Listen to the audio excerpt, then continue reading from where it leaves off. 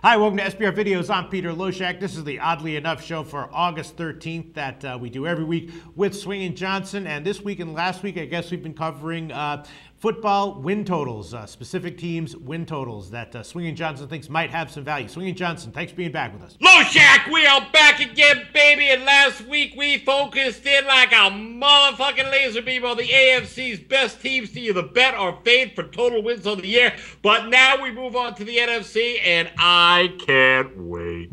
All right. Well, Swingin Johnson, like I said, you know, your delivery is amazing, but I am going to track these picks, and we will revisit this, and we will see how well you do with these picks. But, you know, to any new viewers, I will say, despite Swingin's, you know, persona, shall we put it, you know, his picks overall have been actually pretty good in general. I mean, there's been some doozies in there, no doubt, no question.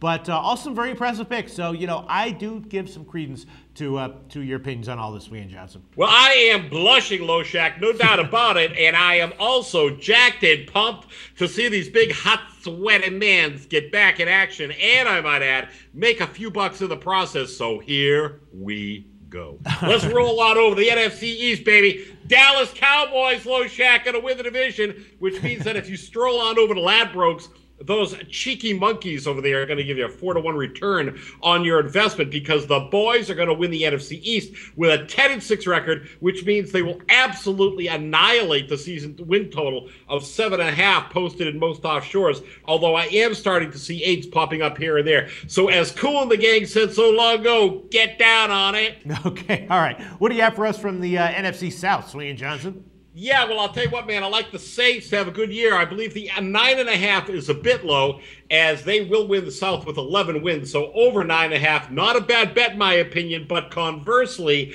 anyone that bets on the Bucs knows exactly what they're getting. So go low on the 6.5 wins, as they're going to do exactly what they did last year, and that's win 4 games. So we're going to short Tampa Bay again this season. Okay, great. Now I'm getting excited to see how these picks turn out. I wish I could see the end of the season right now. NFC West, what else do you have for us?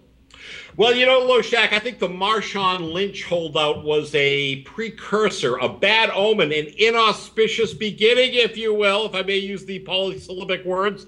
The world champ's going to have a target on their collective backs, and in my estimation, they're going to cede the West to the Niners. I got to tell you, man, San Fran is more dynamic on the offensive side of the ball, and their defense remains one of the best in the league. And as a matter of fact, I'm going to be very bold or very wrong when I say the Niners are going to win 13, maybe even 14 games this season. They got to sweep the season series with everyone in the division, and that includes you, Seattle. Therefore, the 10.5 win total the odds makers are posting does not have me scared one iota, Loshak. Looks like an opportunity to make some coin, and plus 450 to win the NFC looks like a sound investment to me. And NFC North, what do you have for us?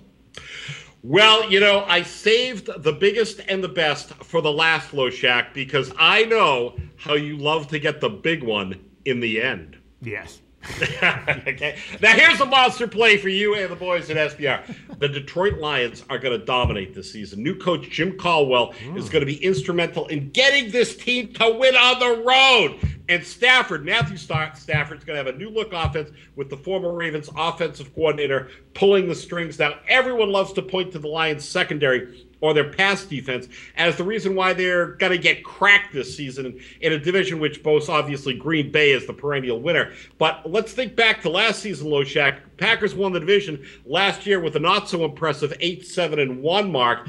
And to illustrate why the Detroit pass defense is really not the liability everybody believes it to be, it's just illustrated in the numbers. There's a huge disconnect in how the Lions are perceived and what they are and what they actually are versus other teams in the division. The Lions led the Packers, Bears, and Vikings in fewest opposing touchdown passes and yards per pass attempt. They were also the best at QB rating allowed. Also, this team does a little addition by subtraction this season, and that subtraction happens to be Jim, the human douchebag Schwartz, who allowed a 6-3 start last year to end in utter disappointment. This offense is high octane, and the defense isn't nearly as bad as everyone believes. So in summary, the Lions win the North, with which you can get plus 350 on your money in most shops, and that total of 8.5 wins will be eviscerated, Loshak, as they're going to go 11-5 and deep into the playoffs. All right. Well, thank you so much for giving me the big one in the end. Swingin Johnson, you have a lot of confidence in, I'm hearing more confidence in your voice